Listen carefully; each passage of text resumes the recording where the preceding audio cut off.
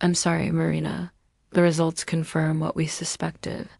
Due to severe endometriosis and fallopian tube damage, the chances of a natural pregnancy are practically zero. Those words hit me like a physical blow. I squeezed my husband Raphael's hand, trying to anchor myself as tears started to fall. I looked at the doctor, my voice trembling, but is there any possibility? Anything at all? He just shook his head. Even with treatments, it would be extremely unlikely. He told us to consider other options, like adoption or surrogacy. My world just shattered. Later that night, I lay in bed, just staring at the ceiling. Raphael sat beside me, his voice so gentle. Honey, I know this is hard, but we can still be parents. There are other ways, but it wasn't the same. I turned away from him, the words catching in my throat. It's not the same, Raphael. I always dreamed of feeling a baby growing inside me, of experiencing every moment. It was my biggest dream. He held me as I cried, whispering into the darkness. I feel like my body failed me. In the days that followed, I felt lost. One afternoon, I found myself walking into a quiet church. The light filtering through the stained glass seemed to call to me. I knelt down and just let it all out. Lord, I prayed, I know you have a plan for everyone, but I confess, I'm finding it hard to understand. Why give me this desire to be a mother if it seems impossible?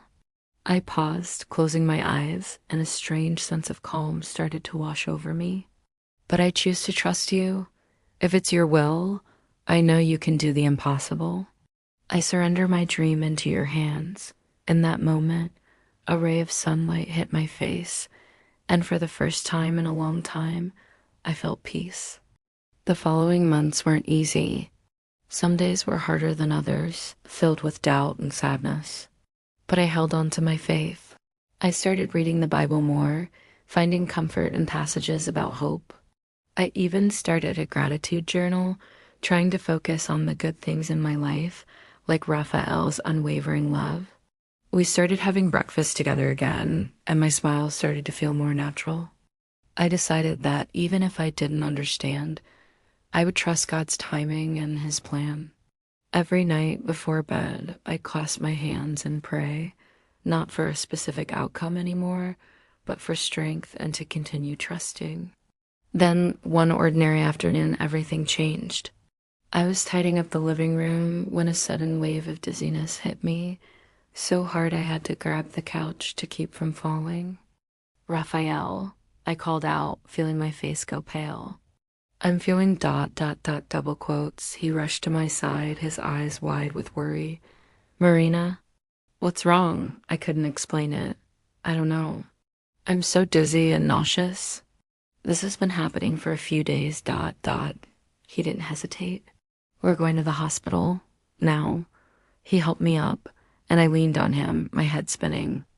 At the hospital, they put me on a stretcher right away. A nurse checked my blood pressure while Raphael paced nervously nearby.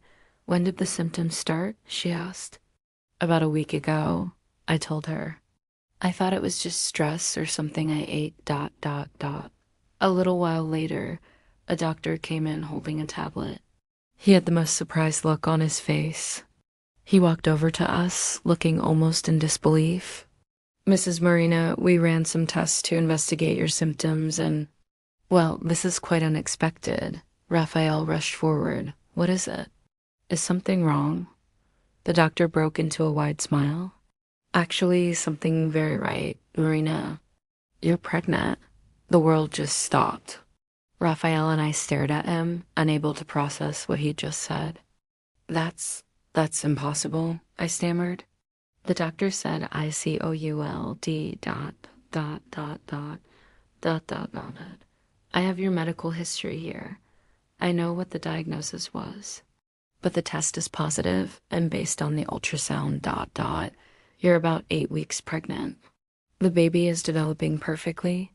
I covered my mouth with both hands as tears of pure shock and joy streamed down my face. Raphael was right beside me, completely overcome with emotion. It was real. Lying in that hospital bed, holding the little black and white ultrasound picture, I couldn't stop crying and smiling at the same time.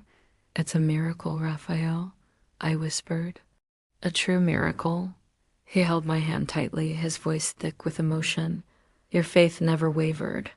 Even when everything seemed impossible." I looked down at the tiny image, the proof of a life I thought I'd never have. "God heard my prayers," I said, hugging the picture to my chest, even when I thought the answer was no. He was just saying, wait. In that moment, all I could whisper was, "Thank you, Lord, thank you." Months later, I found myself back in that same church, kneeling before the same altar. But this time, I wasn't crying tears of sorrow. I was crying tears of gratitude with one hand resting on my growing belly. Sometimes God's plans are so much greater than our own understanding. My story is proof that nothing is impossible for Him. Medical diagnoses don't limit God's power. Today, I carry within me the miracle I never stopped believing in. If you're going through something that seems impossible right now, I want to encourage you to hold on. Have faith. God's timing is perfect and His miracles are real. Thank you for letting me share my story with you. If it touched your heart, please consider subscribing for more stories of hope and faith.